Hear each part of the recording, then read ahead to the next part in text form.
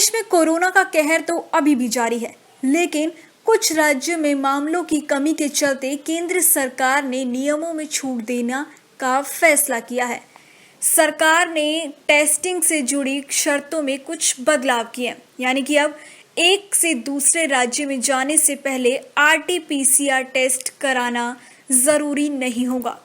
मामले बढ़ने के साथ ही कई राज्यों में अपने यहाँ आने के लिए कोरोना टेस्ट की नेगेटिव रिपोर्ट जरूरी कर दी थी। इसके अलावा नई गाइडलाइन के अनुसार अगर मरीज को 5 दिन से बुखार नहीं है तो उसे हॉस्पिटल से डिस्चार्ज करने से पहले भी आरटी-पीसीआर टेस्ट कराने की जरूरत नहीं होगी। स्वास्थ्य मंत्रालय ने देश में कोरोना की स्थिति की भी जानकारी दी। इसके मुताबिक महाराष्ट्र, उत्तर प्रदेश, आंध्र प्रदेश, दिल्ली, राजस्थान, हरियाणा, छत्तीसगढ़ जैसे तमाम राज्यों में मिल रहे कोरोना के मामलों में लगातार कमी आ रही है, जिसके चलते केंद्र सरकार ने ये फैसला लिया है। देश में कोरोना का कहर जारी है, लेकिन इसी बीच मौसम विभाग ने इस सप्ताह देश के पश्चिमी तट की ओर से चक्रवाती तूफान आने की संभावना जताई है। दक्षिणी पूर्व अरब सागर के ऊपर एक कम दबाव का क्षेत्र बन रहा है, जिसके अरब सागर से सटे लक्षद्वीप की ओर बढ़ने की आशंका है। इस दौरान ये तूफान धीरे धीरे तेज होता जाएगा। लक्षद्वीप, गोवा, कर्नाटक, महाराष्ट्र, केरल को सावधान रहने की हिदायत दी गई है। तटीय क्षेत्रों में बारिश की संभावना भी जताई जा रही है। मौसम विभाग ने मछुआरों को समुद्र में ना जाने का अलर्ट जारी किया है। ये 2021 का पहला चक्रवाती तूफान होगा और इसका नाम म्यांमार की तरफ से टोकाते रखा गया है, जिसका अर्थ होता है ज्यादा आवाज करने वाली छिपकली। टोकाते 16 मई तक पूर्वी मध्य अरब सागर में जोर पकड़ सकता है। इसके उत्तर पश्चिम की ओर बढ़ने की संभावना जताई गई है, लेकिन कुछ न्यूमेरिकल मॉडल गुजरात और दक्षिण में कच्छ क्षेत्रों की ओर होने की संभावना को भी जता रहे हैं, जबकि अन्य दक्षिण ओमान की ओर इसके जाने के संकेत दे रहे हैं। अब देखना ये होगा कि कोरोना की इस लहर के बीच आने वाला ये तूफान अपने साथ क्या क्या और कौन सी कठिनाइयां लेकर आता है। वैक्सीनेशन को लेकर सरकार ने बड़ा फैसला किया है। अब कोविशील्ड के 2 डोज के बीच का अंतर 12 से 16 हफ्ते कर दिया गया है। फिलहाल 6 से 8 हफ्ते के अंतराल में कोविशील्ड के 2 डोज लगाए जा रहे थे। सरकार को सलाह देने वाली National Technical Advisory Group on Immunisation यानी NTAGI ने कोविशील्ड के 2 डोज के बीच अंतर बढ़ाने की सिफारिश की थी और गुरुवार को स्वास्थ्य मंत्रालय ने इसे मंजूर कर लिया। दूसरी ओर पैनल ने यह भी सुझाव दिया कि ऐसे लोग जो कोरोना की चपेट में आ चुके हैं उन्हें 6 महीने तक वैक्सीनेशन नहीं कराना चाहिए, यानी कि स्वस्थ होने के बाद 6 महीने तक वैक्सीनेशन ना कराएं, उसके बाद उन्हें कोरोना की वैक्सीन लेनी चाहिए। इसी के साथ प्रेग्नेंट महिलाओं को वैक्सीन के बारे में चॉइस देने की सिफारिश की है। वहीं स्तनपान कराने वाली महिलाएं भी वैक्सीन लगवा सकती हैं, हालांकि सरकार की मंजूरी के बाद ही इसे लागू किया जाएगा। कोरोना की इस दूसरी लहर के बीच अब तीसरी लहर को लेकर भी चेतावनी जारी कर दी गई है, जिसमें सबसे अधिक बच्चों के संक्रमित होने का खतरा बताया जा रहा है। जी हाँ, तीसरी लहर में यह आशंका जताई जा रही कि ये लहर बच्चों पर ज्यादा असर करेगी और इसे देखते हुए बड़ा कदम उठाया गया है।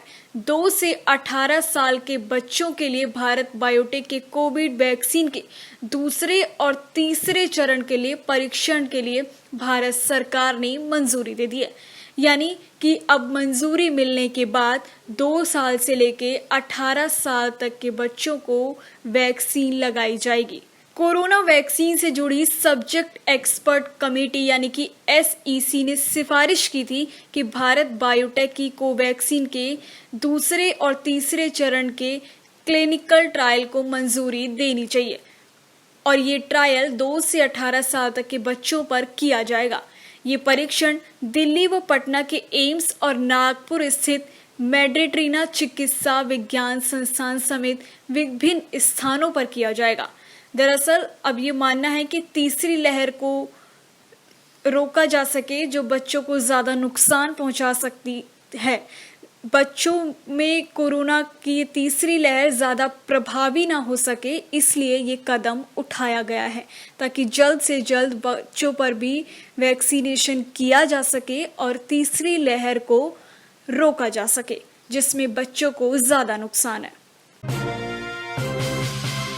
महाराष्ट्र सरकार ने बढ़ते कोरोना संक्रमण को देखते हुए 1 जून तक लॉकडाउन बढ़ा दिया है। देश में महाराष्ट्र में सबसे ज्यादा मामले सामने आ रहे हैं। मौत के मामलों में भी महाराष्ट्र सबसे आगे है और इसी के साथ राज्य में टीके की कमी का हवाला देते हुए 18 से 44 साल के लोगों का टीकाकरण फिलहाल रोक दिया है। जी हाँ, महाराष्ट्र में 18 साल से लेकर 44 साल के लोगों के टीकाकरण पर ब्रेक लग गया है।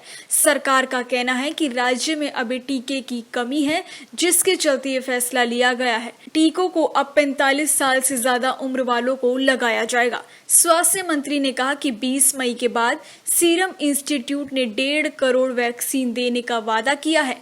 अगर ये डोज मिल जाती है तो टीकाकरण फिर से शुरू किया जाएगा। देश में पर्याप्त वैक्सीनेशन नहीं मिलने पर अब राजस्थान सरकार ने एक बड़ा कदम उठाया है। राजस्थान सरकार ने विदेशों से वैक्सीन खरीदने का फैसला किया है। मुख्यमंत्री अशोक गहलोत ने कोरोना वैक्सीन आयात करने के लिए ग्लोबल टेंडर को मंजूरी दे दी है। फिलहाल अमेरिका की फाइजर और रूस की स्पुतनिक वैक्सीन की खरीदारी के लिए राजस्थान सरकार के अफसर दोनों देशों की कंपनियों से बातचीत कर रहे हैं। वहीं उत्तर प्रदेश सहित कई राज्य वैक्सीन आयात के लिए ग्लोबल टेंडर पास कर चुके हैं।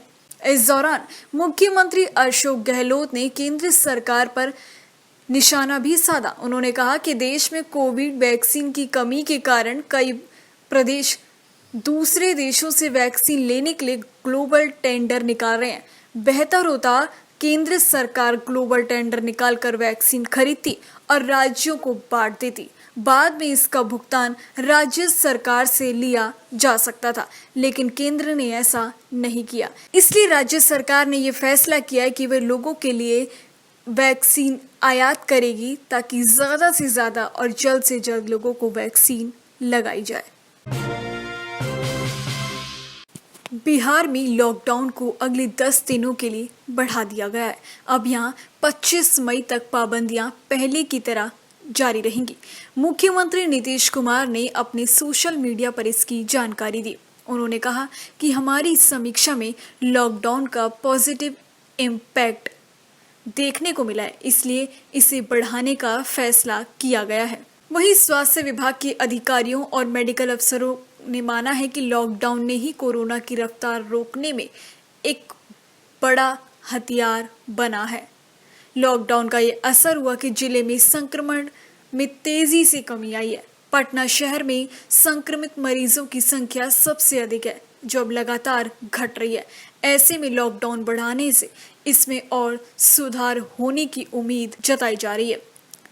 वहीं मुख्यमंत्री नीतीश कुमार ने लोगों से कोरोना के खिलाफ एकजुट होकर मुकाबला करने की अपील की। उन्होंने कहा कि लॉकडाउन से कोरोना संक्रमण कम हो रहा है, रिकवरी रेट लगातार बढ़ रहा है। हम सब मिलकर कोरोना को जरूर हराएंगे। इसलिए आप लोगों से अपील है कि आप घर में ही रहें। सुप्रीम कोर्ट ने लॉकडाउन की वजह से परेशानी का सामना कर रहे प्रवासी मजदूरों को राहत पहुंचाने के लिए कुछ निर्देश जारी किए हैं। सुप्रीम कोर्ट ने दिल्ली, हरियाणा, उत्तर प्रदेश सरकार को निर्देश दिए कि राष्ट्रीय राजधानी क्षेत्र एनसीआर में आने वाले जिलों में सामूहिक रसोई खोली जाए, जिससे कि मजदूर और उनके परिवार 2 वक्त का खाना खा सकें।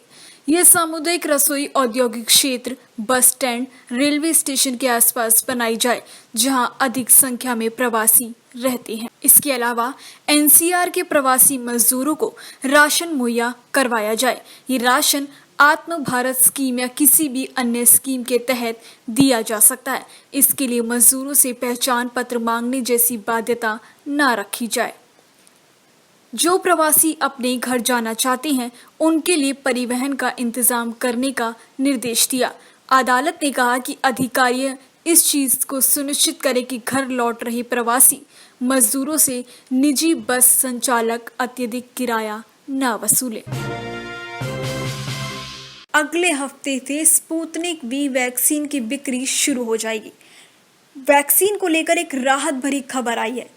गुरुवार को नीति आयोग के सदस्य डॉक्टर बी.के. पाल ने बताया कि भारत में अगले हफ्ते से स्पुतनिक वी की वैक्सीन की बिक्री शुरू हो जाएगी, यानी कि अब स्पुतनिक वी भी बाजारों में बिकने लगेगी, जिससे कि वैक्सीनेशन ड्राइव को और तेजी से बढ़ाया जा सकेगा।